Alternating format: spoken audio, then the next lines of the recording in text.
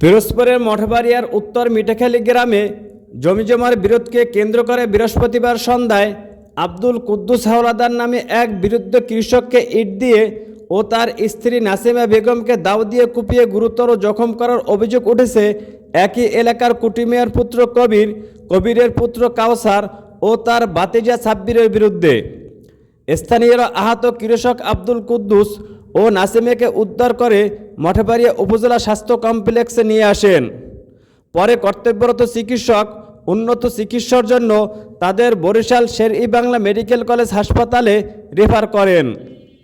আওয়ামী লীগ সরকার থাকাকালীন আমাদের জায়গার দলিলের পত্র সব আছে।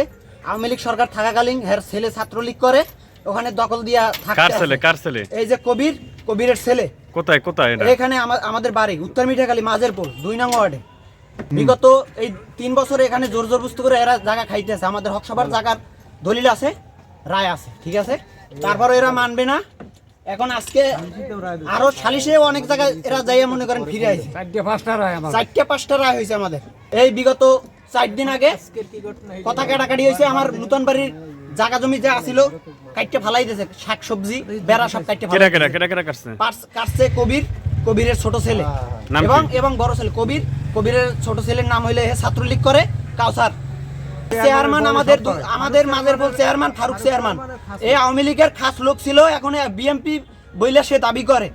সে এখানে তার কথায় এর কাছে অনেকবার দেওয়া হয়েছে। আমার গাছ পড়ে গেছে, এখানে বলছে যে গাছটা তুলে দাঁড়াই, গাছে ফল ধরছে, তুই যে জায়গা পাও জায়গা নিয়ে যাই, তারপরও তুলতে দেয় নাই। আজকে আমার আব্বু নামাজ পড়তে গেছে, সে ওখানে চাবি রাইখা গেছিল, বাড়িতে যাইতে লইছে। ওখানে 3 নং ওয়ার্ডের কবির, সে আওয়ামী লীগের সদস্য, আর তার ছেলে আওয়ামী লীগ করে, ছাত্রলীগ করে কাউসার। আমার আব্বুরে মারতে লইছে। আমি আর আম্মু সারাইতে গেছি। সারাইতে যাওয়ার পরে আম্মুরে দাও দিয়া খুব দিয়েছে, তারে রেফার করতে হবে, বরিশাল নিয়ে যাইতেছি। আব্বুরে এখানে ইট দিয়া আঘাত করছে, আর এখানে ঘুষি মারছে, আর এখানে আমারও আঘাত করছে, হাতুড়ি দিয়া বাড়ি দিছে। আমি ফিরাইতে গেছি, এই যে দেখেন আমার এখান থেকেও খোলা, আরো মাইটধর করছে অনেক কিছুই। আমার মোবাইলে ডিসপ্লে সহকারে গেছে। আর চাচারে লড়াই আমার বিগত সেই রাস্তাঘাটে উঠতে পারে না। মাঝের বলে একলা মানুষ, সে তার জন্য মনে করেন 2-4 সবসময় রাখা লাগে। একলা মানুষ যাইতে পারে না, এরা সবসময় আতঙ্কের ভিতরে রাখে। সকালে গেছে, বিকেলে আবার এই তর্ক ফল এই দোলার মারছে সন্ধ্যার পর।